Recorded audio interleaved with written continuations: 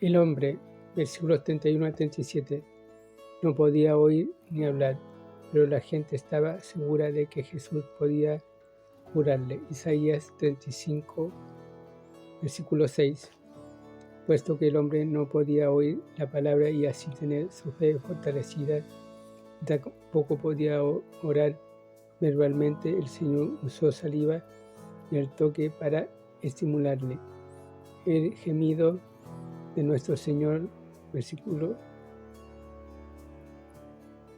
12, capítulo 8, versículo 12, nos recuerda el de Romanos capítulo 5, versículo 2 y 1 Corintios capítulo 8, versículo 22. Cómo debe haber sufrido su santa alma por las tristes consecuencias del pecado en el mundo. Jesús llevó al hombre lejos de la multitud curiosa y no hizo espectáculo de él. Jesús no quería que la gente le siguiera debido a sus milagros, como hoy día hacen muchas iglesias, pero mientras más repetía que no lo dijera a nadie, más hablaban.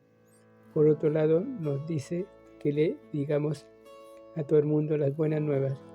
Nosotros nos quedamos callados.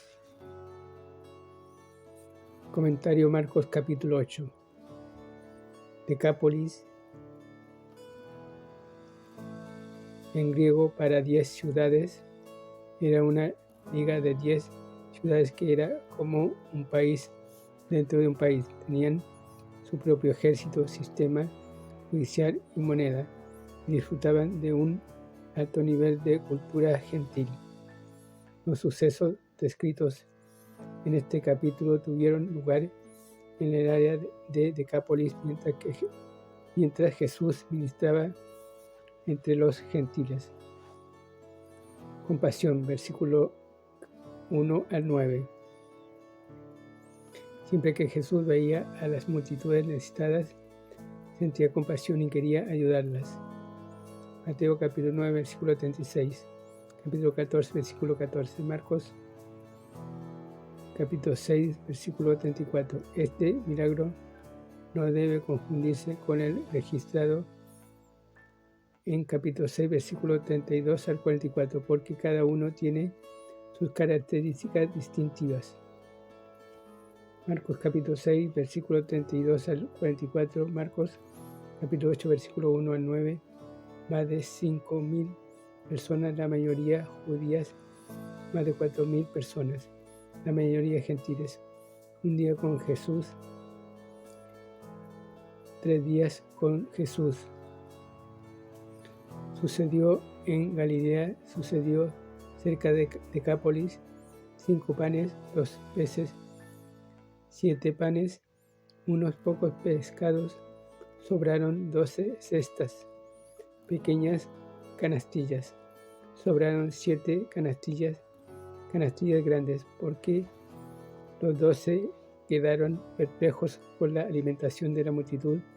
Es difícil de entender, especialmente cuando Jesús ya había alimentado a una multitud mucho más grande, pero como nosotros eran proclives a olvidarse de sus bendiciones. Salmos 103, verso 1 y 2. Preocupación, versículos 10 al 21. Jesús y sus discípulos regresaron a Galilea, solo para que los recibieran los fariseos que querían una señal del cielo. La alimentación de los 5.000 no fue un milagro lo suficientemente grande para ellos, porque Moisés había traído pan del cielo. Juan capítulo 6, versículo 30 al 33. De nuevo vemos a Jesús gimiendo. Versículo 12, capítulo 7, versículo 34. Y su única respuesta fue salir de nuevo e irse a la orilla oriental del mar. Jesús no creía en la fe de la gente que dependía de señales y maravillas. Juan capítulo 2, versículo 23 al 25. Pero hoy día es común que la mayoría de la gente use las señales para predicar o para mostrar su devoción a Dios. Eso es contrario a la fe, porque la fe no necesita señales ni milagros para creer y para comprender la palabra de Dios. Por eso Hebreo dice que la fe es la certeza de lo que se espera, la convicción de lo que no se ve. Y Pablo dice que andamos por fe y no por vista. Jesús les ordenó tan rápido a los discípulos que se fueran que no tuvieron tiempo para empacar el almuerzo, y esto provocó una discusión acerca de quién tenía la culpa. Jesús usó la discusión acerca del pan para advertir a sus discípulos a que evitaran las enseñanzas falsas. Comparó las enseñanzas falsas a la levadura. Es pequeña pero poderosa y puede esparcirse rápidamente. Como los judíos, los dos estaban familiarizados con el simbolismo de la levadura en la Pascua. Éxodo capítulo 12, versículo 18 al 20.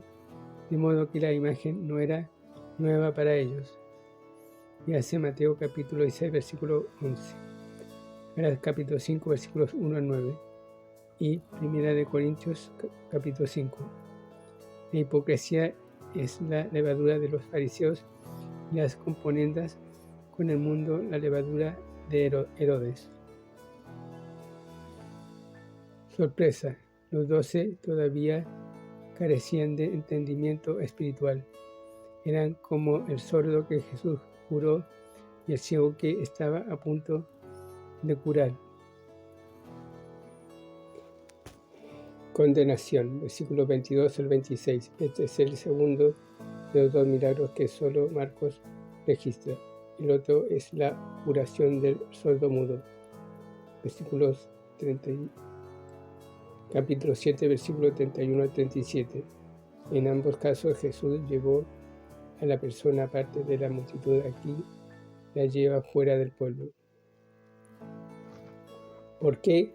Para evitar la publicidad, por una parte, y para que el pueblo supiera que estaba bajo el juicio de Dios. Mateo capítulo 11, versículo 21 al 24. Este es el único milagro gradual de los que registran los 4 evangelios. De acuerdo al registro de los evangelios, Jesús sanó por lo menos a 6 ciegos, y cada vez la manera de hacerlo fue diferente. ¿Estorbó alguna atmósfera de incredulidad del pueblo del milagro?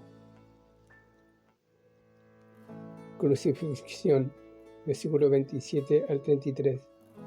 Aunque él ya había hecho alusiones a su muerte, Juan capítulo 2, versículo 19, Juan capítulo 3, versículo 14, esta es la primera vez que Jesús enseñó claramente a sus discípulos que iba a morir y resucitar de los muertos. Como la mayoría de los judíos ortodoxos, los 12 creían que su Mesías vendría en poder y gloria y derrotaría a sus enemigos, no para que sus enemigos lo derrotaran. La confesión de fe de Pedro vino del Padre, Mateo capítulo 16, versículo 17, no del chisme de la multitud. Pero la confusión de Pedro la originó el diablo, que no quiere que comprendamos la doctrina de la cruz. Pedro quería la gloria, pero no el sufrimiento que conduce a la gloria. Lea las 2 epístolas de Pedro y vea cuánto nos dice acerca del sufrimiento y la gloria. Consagración, versículos 34 al 38. Nos convertimos en hijos de Dios al confiar en Cristo y confesar que Él es el Hijo de Dios. 1 Juan capítulo 4 versículos 1 al 3. Que murió en la cruz por nosotros y resucitó. Romanos capítulo 10 versículos 9 y 10. Nos convertimos en discípulos de Jesucristo al rendirnos completamente a Él, tomar nuestra cruz y seguirle. Si vivimos para nosotros mismos, perdemos nuestras vidas y Él se avergüenza de nosotros. Pero si vivimos por Cristo, salvamos nuestras vidas y le glorificamos. Juan capítulo 12 versículos 23 al 28.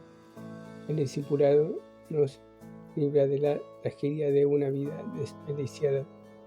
Sí, hay sufrimiento al tomar una cruz y seguir a Jesús, pero ese sufrimiento siempre conduce a la gloria.